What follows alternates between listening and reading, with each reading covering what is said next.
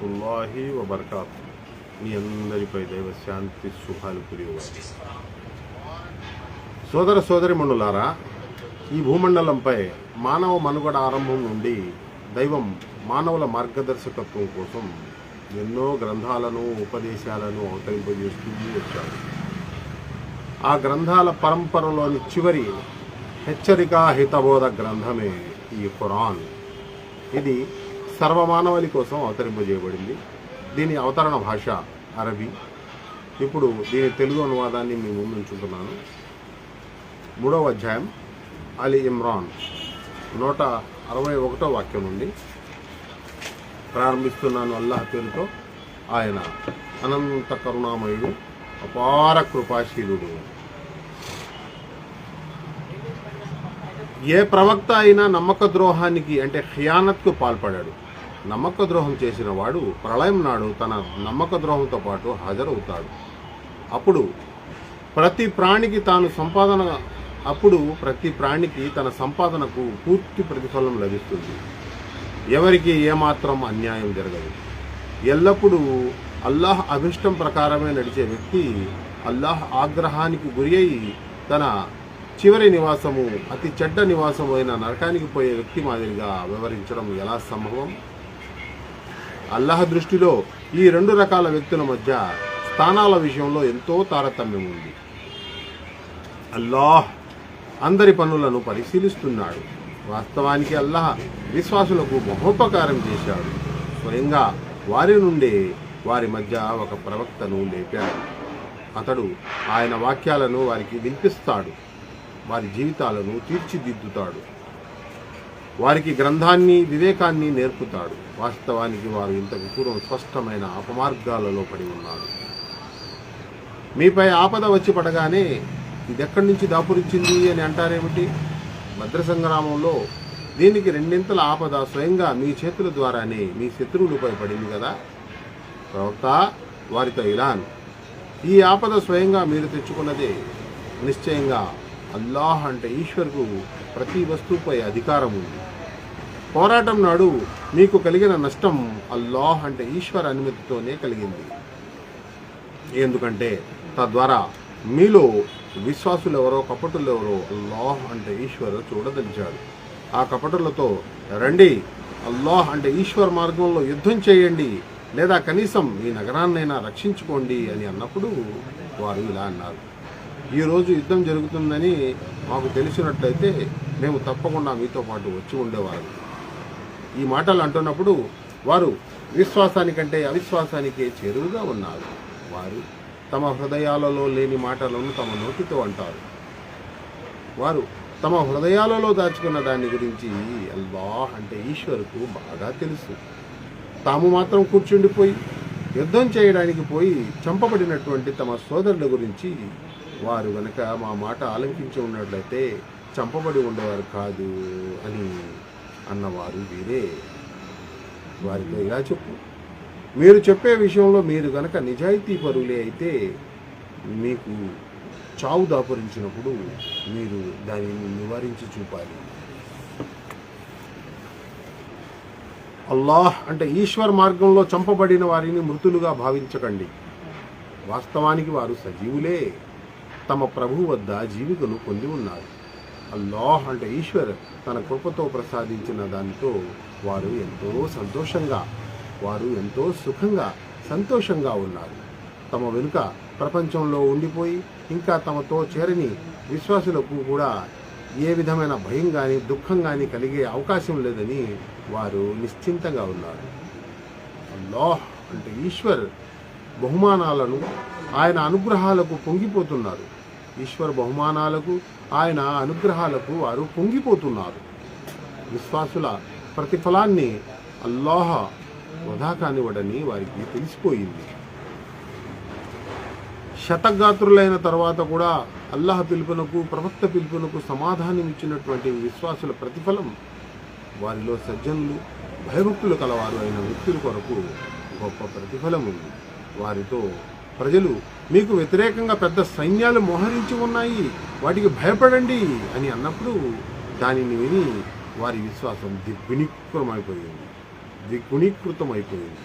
వారు ఇలా సమాధానం చెప్పారు, మాకు అల్లాహ్ అంటే ఈశ్వర్ చాలు, ఆయన మాత్రమే శ్రేష్టమైన కార్యసాధకుడు. చివరకు వారు అల్లాహ్ అంటే ఈశ్వర్ ప్రసాదించిన వరాలతో అనుగ్రహంతో తిరిగి వచ్చారు. వారికి ఏ విధమైన భయం కానీ వారికి ఏ విధమైన హాని కలగలేదు. ఇంకా వారికి అల్లాహ్ అంటే ఈశ్వర్ అభిష్టం ప్రకారం నడిచే మహాభాగ్యం కూడా లభించింది. అల్లాహ్ అంటే ఈశ్వర్ అపరిమితంగా అనుగ్రహించేవాడు. వాస్తవానికి తన మిత్రులను గురించి ఊరికినే ప్రజలకు భయపెట్టేది శైతానులేనని ఇప్పుడు మీరు గ్రహించే ఉంటారు. కనుక మీరు నిజమైన విశ్వాసులే అయితే ఇక ముందు మానవులకు భయపడకండి, నాకు భయపడండి.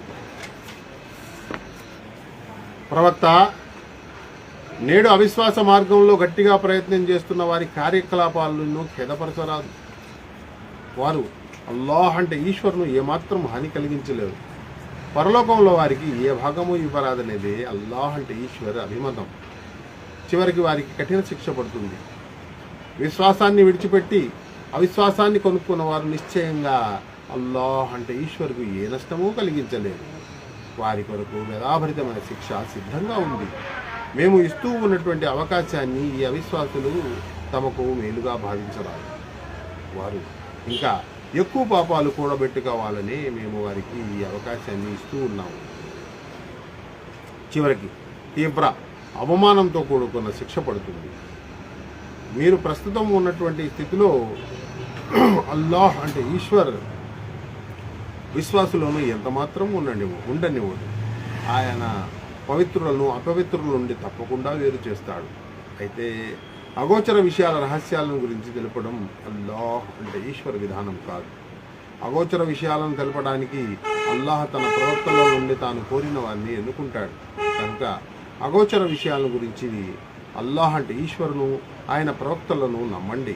మీరు కనుక విశ్వాస భయభక్తుల మార్గాన్ని అవలంబిస్తే మీకు పెద్ద బహుమానం లభిస్తుంది.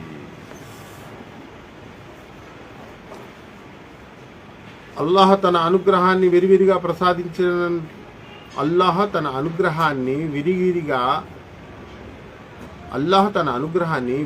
ప్రసాదించినప్పటికీ పిసినారితనం చూపేవాడు. ఈ పిసినారితనం తమకు మేలైనదిగా భావించరాదు, కానీ ఇది వారి కొరకు ఎంతో హానికరమైనది. వారు తమ లోభత్వంతో కూడబెట్టుకున్నదే ప్రళయం నాడు వారి పాలిట కంఠపాస్యమవుతుంది. భూమ్యాకాశాల వారసత్వం అల్లాహ్ అంటే ఈశ్వర్కే చెందుతుంది. మీరు ఏదైతే చేస్తారో అది అల్లాహ్ అంటే ఈశ్వర్కు తెలుసు.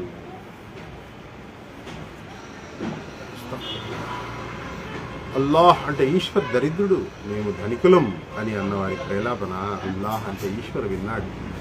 వారి ఈ మాటలను కూడా మేము రాసుకుంటున్నాము. ఇంకా ఇది వరకు వారు అన్యాయంగా ప్రవక్తలను చంపిన విషయం కూడా వారి కర్మల పత్రంలో రాశాము. తీర్పు సమయం వచ్చినప్పుడు మేము వారితో ఇలా అంటాం, ఇదిగో నరక బాధను చవి చూడండి, ఇది స్వయంగా మీ చేతి సంపాదనే. అల్లాహ్ అంటే ఈశ్వర్ తన దాసులకు అన్యాయం చేసేవాడు కాదు. ఈశ్వర్ తన దాసులను అన్యాయం చేసేవాడు కాదు. ఆకాశం నుండి అగ్ని దిగి వచ్చి తినేటువంటి బలిని మా సమక్షంలో ఇయ్యనంత వరకు మేము ఎవరినీ ప్రవక్తగా స్వీకరించకూడదని అల్లాహ్ అంటే ఈశ్వర్ మాకు ఉపదేశించాడు అని అనేవారితో ఇలా, నాకు పూర్వం మీ వద్దకు చాలామంది ప్రవక్తలు వచ్చారు, స్పష్టమైన ఎన్నో నిదర్శనాలను తీసుకువచ్చారు. మీరు ప్రస్తావించిన ఏ నిదర్శనాన్ని సైతం తీసుకొచ్చారు. ప్రవక్తలను విశ్వసించడానికి ఈ షరతులు పెట్టడంలో మీరు కనుక సత్యవంతులే అయితే ఆ ప్రవక్తలను మీరు ఎందుకు హత్య చేశారు? ప్రవక్త ఇక వారు కనుక నిన్ను తిరస్కరిస్తే నీకు ముందు ప్రత్యక్ష నిదర్శనాలను, సహీఫాలను, ప్లాస్మాలను, వెలుగును ప్రసాదించే గ్రంథాలను తీసుకొచ్చిన చాలామంది ప్రవక్తలు కూడా తిరస్కరించబడ్డారు. చివరకు ప్రతి మనిషి మరణిస్తాడు. మీరంతా మీ పూర్తి ప్రతిఫలాన్ని ప్రళయం నాడు పొందుతారు. అక్కడ నరకాగ్ని నుండి కాపాడబడి స్వర్గంలో ప్రవేశపెట్టేవాడే వారు మాత్రమే యథార్థానికి సఫలీకృతుడు. ఇక ఈ ప్రపంచం అది కేవలం ఒక మాయా వస్తువు మాత్రమే. ముస్లింలారా అంటే విధేయులారా, మీరు ధన ప్రాణాలకు సంబంధించిన పరీక్షను తప్పకుండా ఎదుర్కొంటారు. గ్రంథ ప్రజల నుండి, ముష్రికులు అంటే దైవానికి భాగస్వామ్యాన్ని కల్పించే వారి నుండి మీరు నష్టం కలిగించే మాటలను అనేకం వింటారు. ఈ పరిస్థితుల్లో మీరు గనక సహనంతో, భయభక్తులతో నిలకడగా ఉంటే ఇది ఎంతో సాహసంతో కూడుకున్న కార్యం. గ్రంథోపదేశాలను ప్రజలలో వ్యాపింపజేయాలని, వాటిని మరుగుపరచరాదని అల్లాహ్ అంటే ఈశ్వర్ వారితో చేయించిన ప్రమాణాన్ని కూడా గ్రంథ ప్రజలకు జ్ఞాపకం చేయండి. కానీ వారు గ్రంథాన్ని తమ వీపుల వెనక పడవేశారు, స్వల్ప మూల్యానికి దాన్ని అమ్మివేశారు. వారు చేసే ఈ వ్యాపారం ఎంత చెడ్డది. తాము చేసిన పనులకు సంతోషపడేవారు, యథార్థంగా తాము చేయని పనులకు తమకు ప్రశంసలు లభించాలని కోరుకునేవారు శిక్ష నుండి తప్పించుకుంటారని భావించకండి. తాము చేసిన పనులకు సంతోషపడేవారు, యథార్థంగా తాము చేయని పనులకు తమకు ప్రశంసలు లభించాలని కోరేవారు శిక్ష నుండి తప్పించుకుంటారని భావించకండి. వాస్తవానికి వారి కొరకు బాధాకరమైన శిక్ష సిద్ధంగా ఉంది. భూమికి ఆకాశాలకు యజమాని అల్లాహ్ అంటే ఈశ్వర్. ఆయన శక్తి సమస్తాన్ని ఆవరించి ఉంది. భూమి ఆకాశాల సృష్టిలో రెయింబోళ్లు ఒకదాని తర్వాత ఒకటి రావడంలో నిలుచున్నా, కూర్చున్నా, పరుండిన అన్ని వేళలా అల్లాహ్ను స్మరించేవారును, భూమి ఆకాశాల నిర్మాణం గురించి చింతన చేసేవారు అయిన వివేకవంతులకు ఎన్నో సూచనలున్నాయి. వారు అప్రయత్నంగా ఇలా అంటారు: ప్రభు, ఇదంతా నీవు వ్యర్థంగా లక్ష్యరహితంగా సృష్టించలేదు. నీవు పరిశుద్ధుడవు కాబట్టి నిష్ఫల కార్యాలు చెయ్యవు. కనుక ప్రభు, మమ్మల్ని నరకబాధ నుండి కాపాడు. నీవు ఎవడినైతే నరకంలో పడవేస్తావో వాణ్ణి వాస్తవానికి అధోగతికి, అవమానానికి గురి చేసినట్లే. ఇక నుండి దుర్మార్గులకు సహాయం చేసేవాడెవడూ ఉండడు. ప్రభు, మేము విశ్వాసం వైపునకు పిలిచే వారి పిలుపును విన్నాము. మీ ప్రభువును విశ్వసించండి అని అతడు అనేవాడు. మేము అతని సందేశాన్ని స్వీకరించాము. కనుక మా స్వామి, మేము చేసిన తప్పులను మన్నించు, మాలో ఉన్న చెడులను దూరం చెయ్యి, సజ్జనులతో పాటు మా జీవితానికి ముగింపు ప్రసాదించు. దేవా, నీవు నీ ప్రవక్తల ద్వారా చేసినటువంటి భాషలను మా విషయంలో నెరవేర్చు. ప్రళయం నాడు మమ్మల్ని పరాభావానికి గురి చెయ్యకు. నిస్సందేహంగా నీవు నీ వాగ్దానాలకు భిన్నంగా వివరించేవాడవు కాదు, వివరించవు.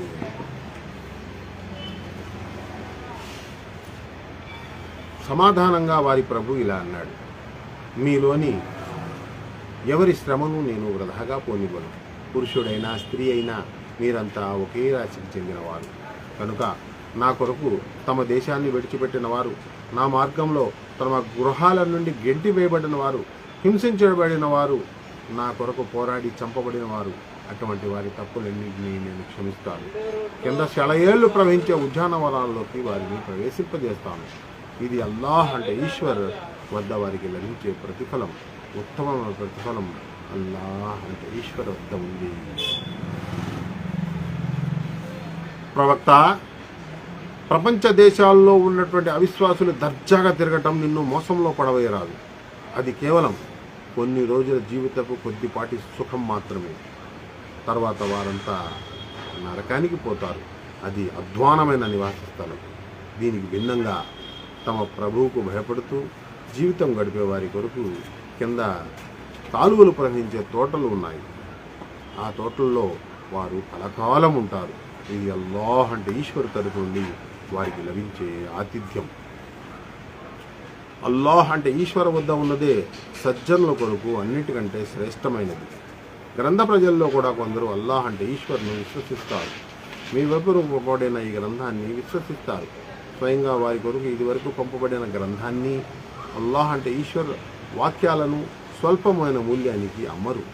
వారి ప్రతిఫలం వారి ప్రభు వద్ద ఉంది. అల్లాహ్ అంటే ఈశ్వర్ లెక్క తీసుకోవడంలో ఆలస్యం చేయడు. విశ్వాసులారా, సహనంతో వ్యవహరించండి. అసత్యవాదుల ముందు పరాక్రమం చూపండి. సత్యసేవ కొరకు సిద్ధంగా ఉండండి. అల్లాహ్ అంటే ఈశ్వరుకు భయపడుతూ ఉండండి. తద్వారా మీరు సాఫల్యం పొందే అవకాశం ఉంది.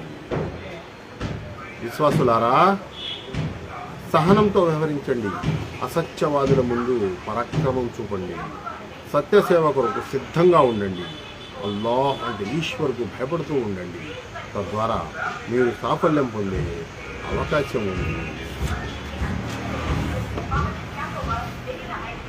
4వ అధ్యాయం అన్నిసా. ఇందులో 176 వాక్యాలు ఉన్నాయి. మదీనా నగరంలో అవతరించింది. ప్రారంభిస్తున్నాను అల్లాహ్ పేరుతో. ఆయన అనంత కరుణామయుడు, అపార కృపాశీలుడు. మానవులారా, మీ ప్రభువుకు భయపడండి. ఆయన మిమ్మల్ని ఒకే ప్రాణి నుండి పుట్టించాడు. అదే ప్రాణి నుండి దాని జతను సృష్టించాడు. ఇంకా ఆ జంట ద్వారా ఎంతోమంది పురుషులను, స్త్రీలను అవనిలో వ్యాపింపజేశాడు. ఏ దేవుని పేరు చెప్పుకొని మీరు పరస్పరం మీ హక్కులను కోరుకుంటారో ఆ దేవునికి భయపడండి. బంధుత్వ సంబంధాలను పెంచడం మానుకోండి. అల్లాహ్ అంటే ఈశ్వర్ మిమ్మల్ని పిరికిస్తున్నాడనే విషయాన్ని తెలుసుకోండి. అనాథుల ఆస్తిని వారికి తిరిగి ఇవ్వండి. వారి మంచి వస్తువులను మీ చెడ్డ వస్తువులతో మార్చకండి. వారి ఆస్తిని మీ ఆస్తితో కలిపి కబళించకండి. ఇది మహాపాపం. అనాథులకు న్యాయం చేయలేమనే భయం మీకు కలిగితే మీకు నచ్చిన స్త్రీలను 2 కానీ 3 కానీ 4 కానీ వివాహం చేసుకోండి. అయితే వారితో న్యాయంగా వ్యవహరించలేమనే భయం మీకుంటే అప్పుడు ఒక ఆమెనే చేసుకోండి. లేదా మీ స్వాధీనంలోకి వచ్చిన స్త్రీలను దాంపత్యంలోకి తీసుకోండి. అన్యాయానికి దూరంగా ఉండేటందుకు ఇది ఉత్తమ మార్గం. స్త్రీలకు వారి మహర్ను సంతోషంగా విధిగా భావిస్తూ చెల్లించండి. అయితే వారు తమంతా తాము మహర్లో కొంత భాగాన్ని మీకు ఇష్టపూర్వకంగా విడిచిపెడితే దానిని మీరు సంతోషంగా అనుభవించండి. అల్లాహ్ అంటే ఈశ్వర్ మీకు జీవనాధారంగా చేసిన సంపదను అవివేకులకు అప్పగించకండి. అయితే దాని నుండి వారికి అన్నవస్త్రాలు కల్పించడం, వారికి హితబోధ చేయండి. అల్లాహ్ మీకు జీవనాధారంగా చేసిన సంపదను అవివేకులకు అప్పగించకండి. అయితే దాని నుండి వారికి అన్నవస్త్రాలు కల్పించండి, వారికి హితబోధ చేయండి. అనాథులకు పెళ్ళిడు వచ్చే వరకు వారిని అజమాయిషి చేస్తూ ఉండండి. వారిలో మీకు యోగ్యత కనిపించినప్పుడు వారి ఆస్తిని వారికి అప్పగించండి. వారు పెద్దవారే తమ హక్కులు కోరతారేమో అని భయపడి వారి ఆస్తిని న్యాయసీమలకు అతిక్రమించి తొందరగా ఎన్నడూ తినకండి. అనాథుల సంరక్షకుడు సంపన్నుడైతే అతడి వారి సొమ్మును దూరంగా ఉండాలి. ఒకవేళ అతడు పేదవాడైతే దాన్ని ధర్మసమ్మతంగా అనుభవించాలి. తర్వాత వారి ఆస్తిని వారికి అప్పగించేటందుకు దానికి ఇతరులను సాక్షులుగా పెట్టండి. లెక్క తీసుకోవడానికి అల్లాహ్ అంటే ఈశ్వర్ చాలు.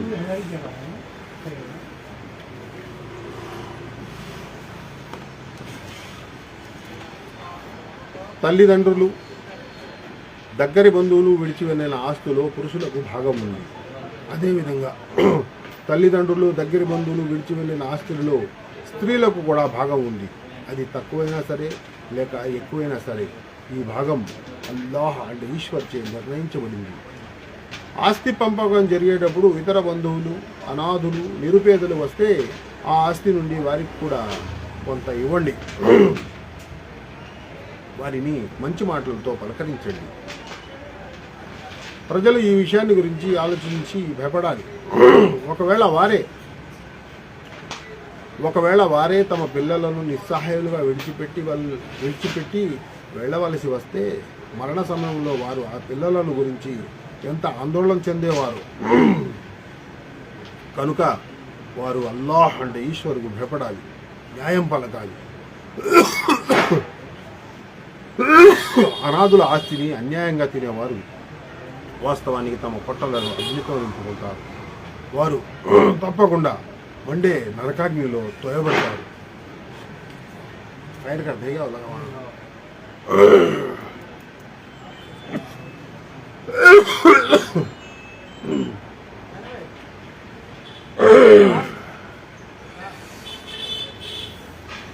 మీ సంతానం విషయంలో అల్లాహ్ ఈశ్వర్ మీకు ఇలా ఆదేశిస్తున్నాడు.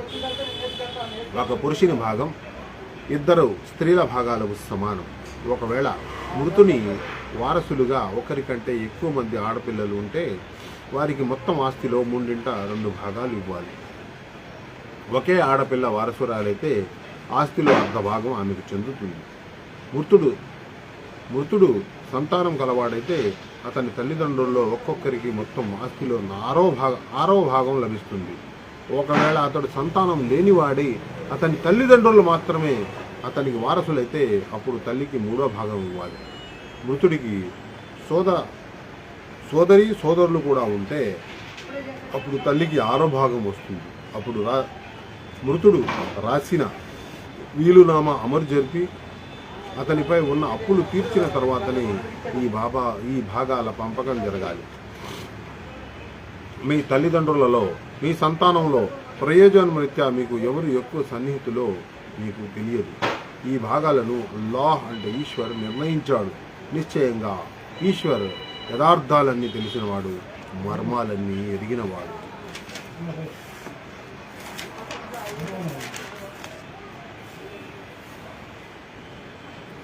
మీ భార్యలకు సంతానం లేని పక్షంలో వారిని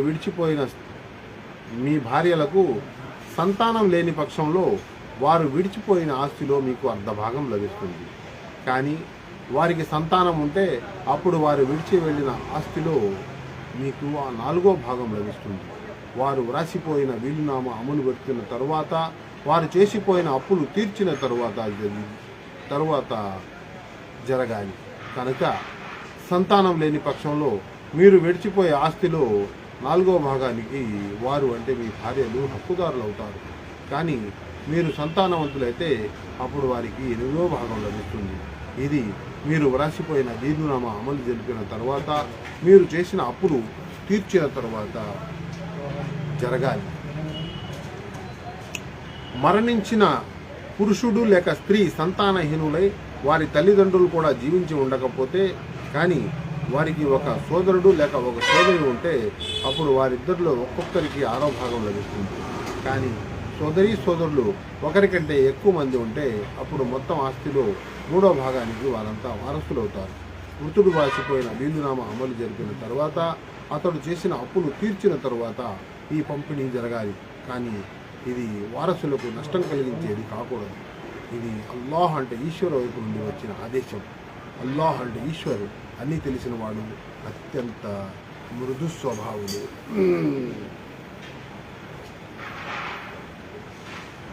ఇవి అల్లాహ్ అంటే ఈశ్వర్ విధించిన హద్దులు.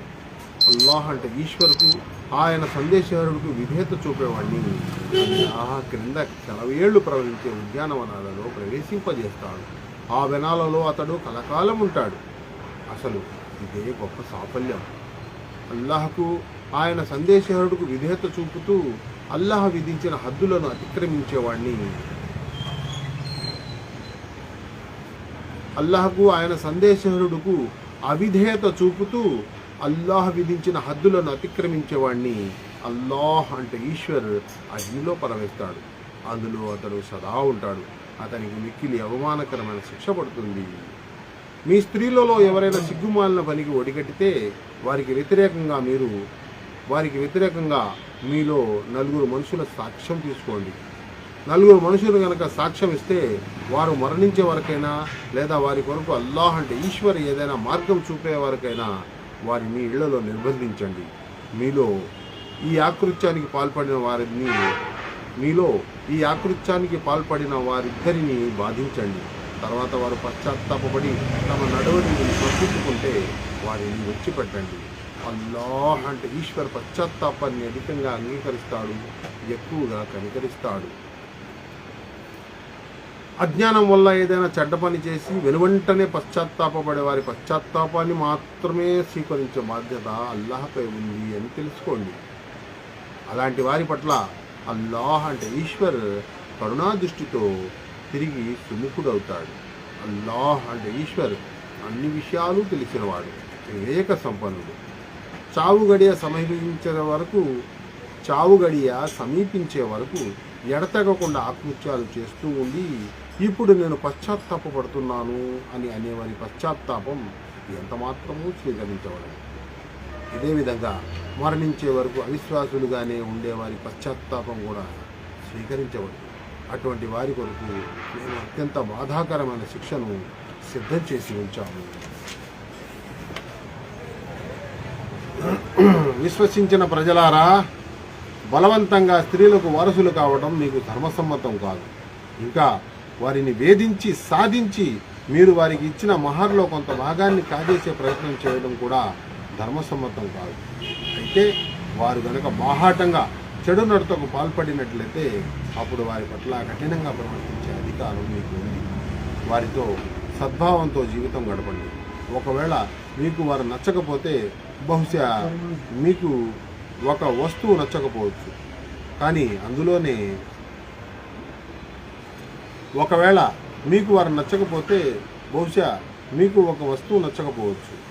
అందులోనే అల్లా ఎంతో మేలును పెట్టి ఉండవచ్చు.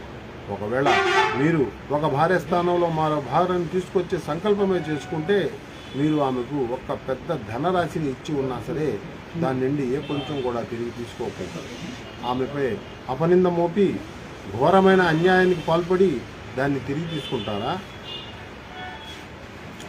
మీరు పరస్పరం దాంపత్య సుఖం అవలంబించిన తర్వాత వారు మీ నుండి గట్టి వాగ్దానం తీసుకున్న తర్వాత మీరు దాన్ని ఎలా తిరిగి తీసుకుంటారు? మీ తల్లిదండ్రులు వివాహం చేసుకున్న స్త్రీలను మీరు ఎంత మాత్రమూ వివాహం ఆడకండి. మీ తండ్రులు వివాహం చేసుకున్న స్త్రీలను మీరు ఎంత మాత్రమూ వివాహం ఆడకండి. పూర్వం జరిగిందేదో జరిగిపోయింది. వాస్తవానికి ఇది ఒక సిగ్గుమాలిన పని, జుగుప్సాకరమైనది, ఒక దుర్నడత. మీకు ఈ స్త్రీలు హరాం అంటే నిషేధించబడ్డారు. మీ తల్లులు, కుమార్తెలు, సోదరీమణులు, మీ మేనత్తలు, మీ తల్లి సోదరీమణులు అంటే పినతల్లులు, మీ సోదరుల కుమార్తెలు, మేనకోడళ్ళు, మీకు పాలిచ్చిన తల్లులు, మీతో పాటు పాలు దాగిన సోదరీమణులు, మీ భార్యల తల్లులు, మీ సంరక్షణలో పెరిగిన మీ భార్యల కుమార్తెలు అంటే మీరు రమించిన భార్యల కుమార్తెలు. అయితే ఒకవేళ వివాహం మాత్రమే అయి రమించడం జరిగి ఉండకపోతే వారిని విడాకులిచ్చి వారి కుమార్తెలను వివాహం ఆడటం మీకు దోషం కాదు. మీ వెన్ను నుండే పుట్టిన మీ కుమారుల భార్యలు, ఇంకా ఏకకాలంలో అక్కా చెల్లెళ్ళిద్దరిని చేర్చి భార్యలుగా చేసుకోవడం కూడా నిషిద్ధమైంది. పూర్వం జరిగిందేదో జరిగిపోయింది. అల్లాహ్ అంటే ఈశ్వర్ క్షమించేవాడు, అనుకరించేవాడు.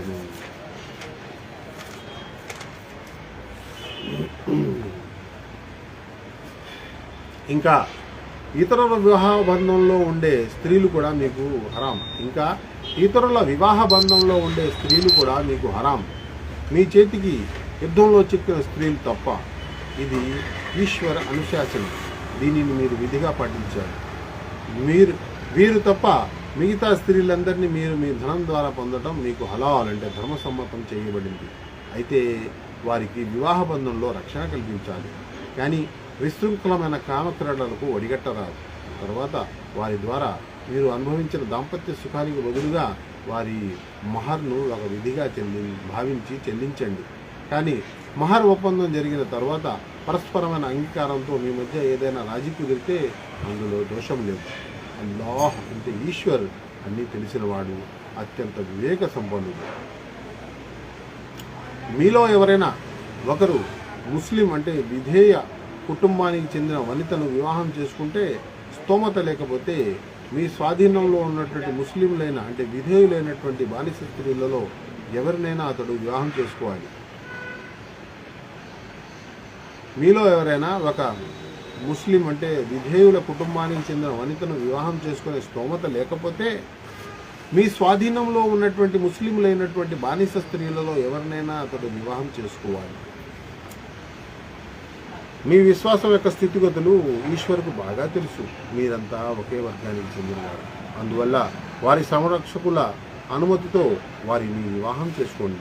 న్యాయమైన పద్ధతిలో వారికి మహర్ ఇవ్వండి. వారు వివాహ బంధంలో సురక్షితంగా ఉండేందుకు, స్వేచ్ఛ కామక్రియలోకి దిగకుండా ఉండేందుకు, దొంగచాటు సంబంధాలను ఏర్పరచుకోకుండా ఉండేటందుకు. వివాహ బంధంలో వారు రక్షణ పొందిన తర్వాత ఏదైనా చెడు నడతకు పాల్పడితే కుటుంబ స్త్రీల అంటే ముహసనాత్కు నిర్ణయించబడిన శిక్షలోని సగం శిక్ష వారికి విధించబడుతుంది. వివాహం చేసుకోకపోవడం వల్ల భయభక్తుల బంధాలు తెగిపోతాయని మీలో భయపడే వారికి కొరకే వివాహం చేసుకోకపోవడం వల్ల భయభక్తుల బంధాలు తెగిపోతాయని మీలో భయపడే వారి కొరకే ఈ సౌలభ్యం అనుమతించబడింది. మీరు నిగ్రహ శక్తి కలిగి ఉంటే అది మీకే శ్రేయస్కరం. అల్లాహ్ అంటే ఈశ్వర్ క్షమించేవాడు, కరుణించేవాడు. మీకు పూర్వం గతించిన సజ్జనులు అవలంబించిన మార్గాలను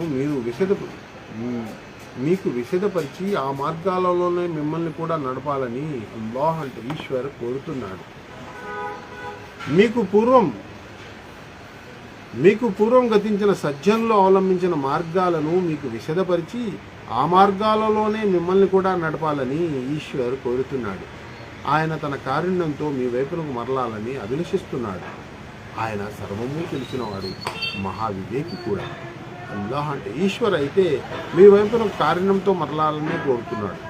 కానీ తన మనోవాంఛలు అనుసరిస్తున్న వారు మీరు సన్మార్గం తొలగి దూరంగా పోవాలని కోరుతున్నారు.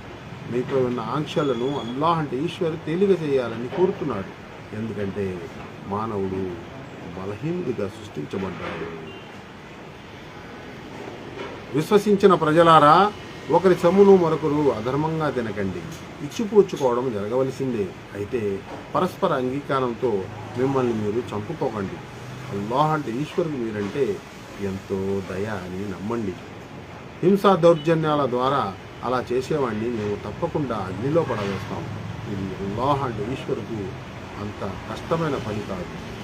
మీకు నిషేధించబడినటువంటి మహాపాపాలు గనుక మీరు దూరంగా ఉంటే మీ చిన్న చిన్న దోషాలను మేము లెక్క నుండి తీసివేస్తాము. మిమ్మల్ని గౌరవ స్థానాలలో ప్రవేశింపజేస్తాము. అల్లాహ్ మీలో ఎవరికైనా ఇతరులకు ఇచ్చిన దానికంటే ఎక్కువగా ప్రసాదించుంటే మీరు దానికి ఆశపడకండి. అల్లాహ్ మీలో ఎవరికైనా ఇతరులకు ఇచ్చిన దానికంటే ఎక్కువగా ప్రసాదించుంటే మీరు దానికి ఆశపడకండి. పురుషులు సంపాదించిన దానికి తగినట్లుగా వారికి భాగం ఉంటుంది. స్త్రీలు సంపాదించిన దానికి తగినట్లుగా వారికి భాగం ఉంటుంది. అయితే ఈశ్వరును ఆయన అనుగ్రహం కొరకు ప్రార్థిస్తూ ఉండండి. నిశ్చయంగా ఈశ్వర్ సకల విషయాల పరిజ్ఞానం కలవాడు.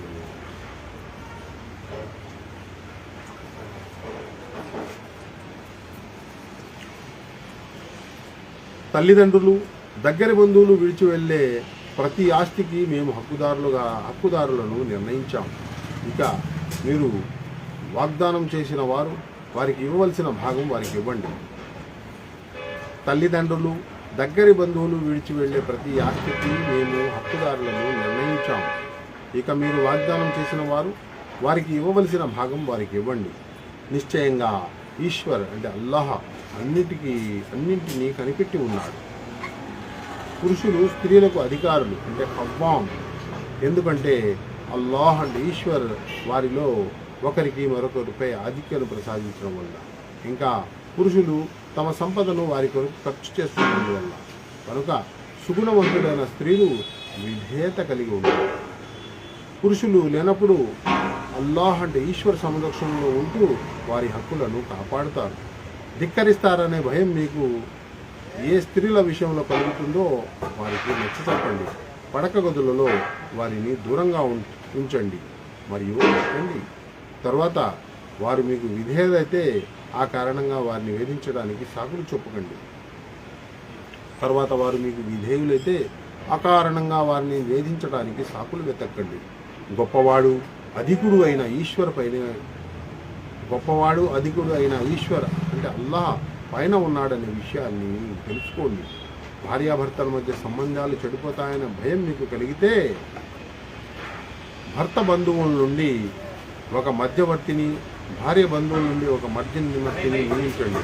వారిద్దరూ సంస్కరణ కోరుకుంటే అల్లాహ్ అంటే ఈశ్వర్ వారి మధ్య సమాధానం కుదరటానికి మార్గం చూపుతాడు.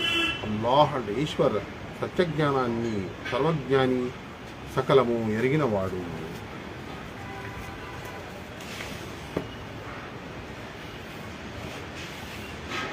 మీరంతా అల్లాహ్ అంటే ఈశ్వరుకు దాస్యం చేయండి. ఎవరిని ఆయనకు భాగస్వాములుగా చేయవద్దు. తల్లిదండ్రుల ఎడల సద్భావంతో మెలగండి. బంధువులు, అనాథులు, నిరుపేదల పట్ల మంచిగా వ్యవహరించండి. పొరుగు ఉన్న బంధువులు, అపరిచితులైన పొరుగువారు, పక్కనున్న మిత్రులు, బాటసారులు, మీ ఆధీనంలో ఉన్న దాసదాసీ జనం పట్ల ఉదార బుద్ధితో వ్యవహరించండి. గర్వాతిశయంతో కన్ను మిన్ను కానని వారు తమ గొప్పతనం గురించి విర్రవీగేవారు అంటే అల్లాహ్ అంటే ఈశ్వర్ ఇష్టపడడు అని గట్టిగా నమ్మండి. ఇంకా పిసినారితనంతో ప్రవర్తిస్తూ ఇతరులకు కూడా పిసినారితనాన్ని గరిపేవారిని అల్లాహ్ అంటే ఈశ్వర్ తన అనుగ్రహంతో ఇచ్చిన దాన్ని దాచిపెట్టేవారిని కూడా ఈశ్వర్ ప్రేమించడు. మా అనుగ్రహాలను తిరస్కరించే ఇటువంటి వారి కొరకు మేము అవమానకరమైన శిక్షను సిద్ధపరిచి ఉంచాము. కేవలం ప్రజలకు చూపడానికి తమ సంపదను ఖర్చు పెట్టేవారు, అల్లాహ్ అంటే ఈశ్వర్ను అంతిమ ధనాన్ని హృదయపూర్వకంగా విశ్వసించని వారు అంటే కూడా అల్లాహ్ అంటే ఈశ్వర్కు అనిష్టమే. యథార్థం ఏమిటంటే శైతాను ఎవడి స్నేహితుడయ్యాడో వాడికి దుస్సాంగత్యం లభించినట్లు. వారు గనుక అల్లాహ్ అంటే ఈశ్వర్ను అంతిమ దినాన్ని విశ్వసిస్తే, అల్లాహ్ ఇచ్చిన దాని నుండి ఖర్చు పెడితే వారిపై ఏ విపత్తు వచ్చి పడుతుంది. వారు ఆ విధంగా చేసి ఉన్నట్లయితే వారి సత్కార్యాలు అల్లాహ్ అంటే ఈశ్వరుకు తెలియకుండా ఉండేవి కావు. అల్లాహ్ ఎవరికి రబ్బంతా అన్యాయం కూడా చేయడు. ఎవరైనా ఒక మంచి పని చేస్తే దాన్ని అల్లాహ్ రెండింతలు చేస్తాడు. ఇంకా తన తరఫు నుండి పెద్ద ప్రతిఫలం కూడా లభిస్తుంది. మేము ప్రతి సమాజం నుండి ఒక సాక్షిని తెచ్చి నిన్ను అంటే ముహమ్మద్ సల్లల్లాహు అలైహి వసల్లంను వారికి సాక్షిగా నిలబెట్టినప్పుడు వారు ఏం చేస్తారో ఆలోచించు. ప్రవక్త మాటలను తిరస్కరించి ఆయనకు అవిధేయత చూపిన ప్రజలంతా అప్పుడు భూమి బద్దలై తాము భూమిలో స్థాపితమైపోతే ఎంత బాగుండును అని తలపోతారు. అక్కడ వారు అల్లాహ్ అంటే ఈశ్వర్ ముందు ఏ విషయాన్ని దాచలేదు. విశ్వాసులారా, మీరు నిశాస్థితిలో ఉన్నప్పుడు నమాజ్ దర్గాపులకు వెళ్ళకండి. మీరు పలికేదేమిటో మీకు తెలిసినప్పుడే నమాజ్ చేయండి. ఇదే విధంగా అపరిశుద్ధ స్థితిలో కూడా స్నానం చేయనంత వరకు నమాజ్ దగ్గరకు వెళ్ళకండి, దారిని పోతూ ఉన్నప్పుడు తప్ప. మీరు ఎప్పుడైనా అస్వస్థులైతే, లేక ప్రయాణంలో ఉంటే, లేక మీరు ఏమైనా మలమూత్ర విసర్జన చేసి ఉంటే, లేక మీరు మీ స్త్రీలను తాకి ఉంటే మీకు నీరు లభ్యం కాని పక్షంలో పరిశుభ్రమైన మట్టిని ఉపయోగించండి. దానితో మీ ముఖాలను చేతులను రుద్దుకొనండి. నిస్సందేహంగా అల్లాహ్ అంటే ఈశ్వర్ ఉదార స్వభావుడు, క్షమాగుణం కలవాడు.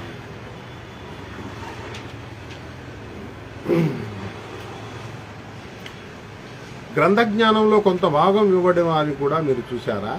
వారే స్వయంగా అపమార్గాన్ని కొని తెచ్చుకున్నారు. మీరు కూడా మార్గం తప్పాలని కోరుతున్నారు. మీ శత్రువులను అల్లాహ్ అంటే ఈశ్వర్ బాగా ఎరుగును. మీకు సహాయం చేయడానికి, ఆయన మిమ్మల్ని కాపాడటానికి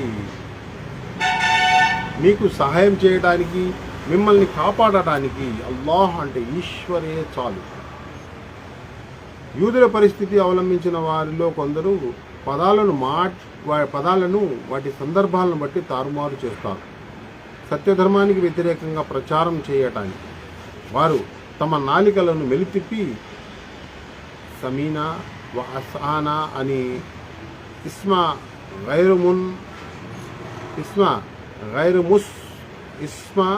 గైర ముస్లిమైన్ అని రాయినా అని పలుకుతారు.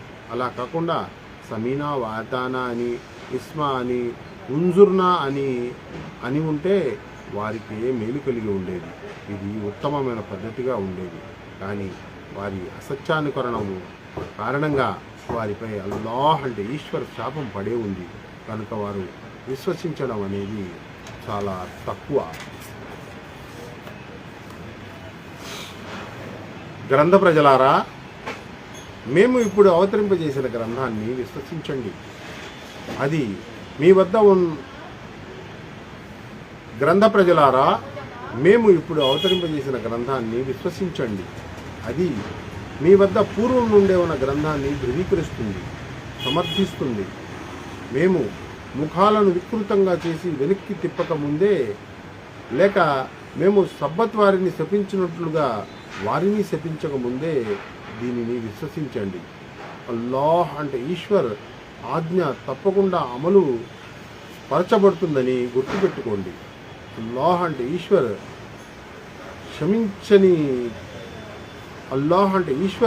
క్షమించనిది కేవలం షిర్క్ మాత్రమే, అంటే దైవానికి భాగస్వామ్యాన్ని మాత్రమే. అది తప్ప ఏ పాపాన్నైనా ఆయన తాను ఇష్టపడిన వారి కొరకు క్షమిస్తాడు. ఇతరులను అల్లాహ్ అంటే ఈశ్వరుకు భాగస్వాములుగా చేసేవాడు ఎంతో ఘోరమైన అబద్ధాన్ని కల్పించాడు అన్నమాట, ఎంతో తీవ్రమైన పాపపు మాట అన్నాడన్నమాట. తమ ఆత్మ పరిశుద్ధతను గురించి గొప్పలు చెప్పుకునే వారిని కూడా మీరు గమనించారా? నిజానికి పరిశుద్ధతను అల్లాహ్ అంటే ఈశ్వరే తాను కోరిన వారికి ప్రసాదిస్తాడు. వారికి పరిశుద్ధత లభించకపోతే వారికి రవ్వంత అన్యాయం కూడా జరగనట్లు కాదు. చూసారా, వారు అల్లాహపై లేనిపోని అభాండాలు వేయటానికి కూడా జంకటం లేదు. వారు స్పష్టంగా పాపాత్ములని చెప్పడానికి ఈ ఒక్క పాపం చాలు.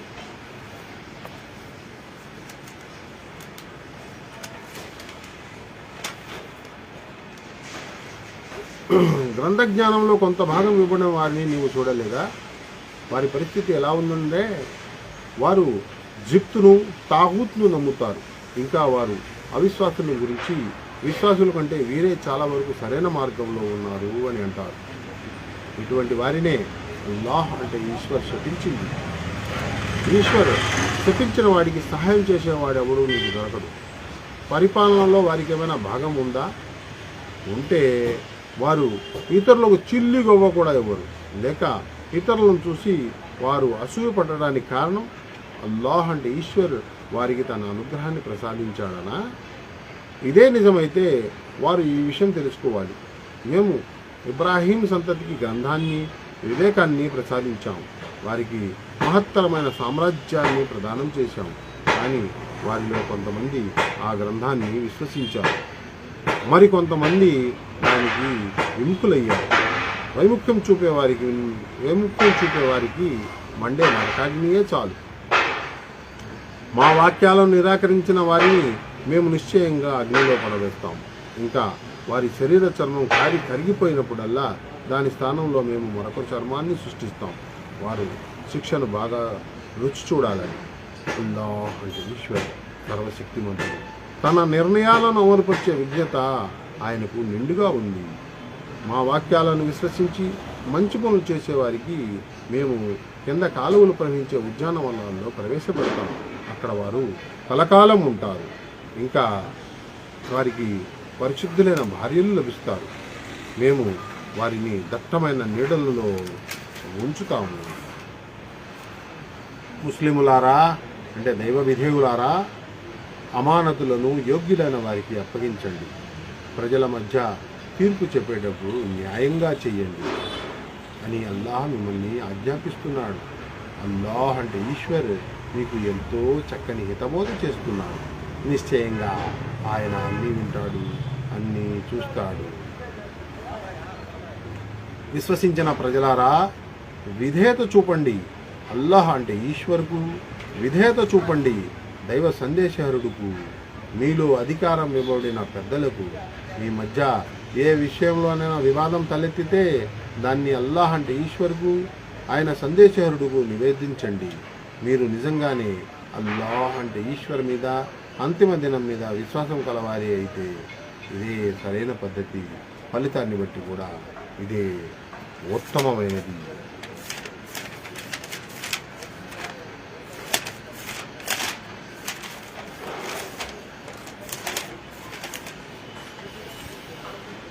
ఇవాళ ఇంతటితో ముగిస్తూ ఈ ముగింపులపై సకల స్తోత్రములను సర్వలోకాలకు ప్రభు అయినటువంటి అల్లాహ్ అంటే ఈశ్వరుడు అర్పిస్తున్నారు. అల్హమ్దులిల్లాహి రబ్బిల్ ఆలమీన్. అల్లాహుమ్మ సల్లి అలా ముహమ్మద్ వ అలా ఆలి ముహమ్మద్ కమా సల్లైత అలా ఇబ్రాహీమ వ అలా ఆలి ఇబ్రాహీమ ఇన్నక హమీదున్ మజీద్. అల్లాహుమ్మ బారిక్ అలా ముహమ్మద్ వ అలా ఆలి ముహమ్మద్ కమా బారక్త అలా ఇబ్రాహీమ వ అలా ఆలి ఇబ్రాహీమ ఇన్నక హమీదున్ మజీద్.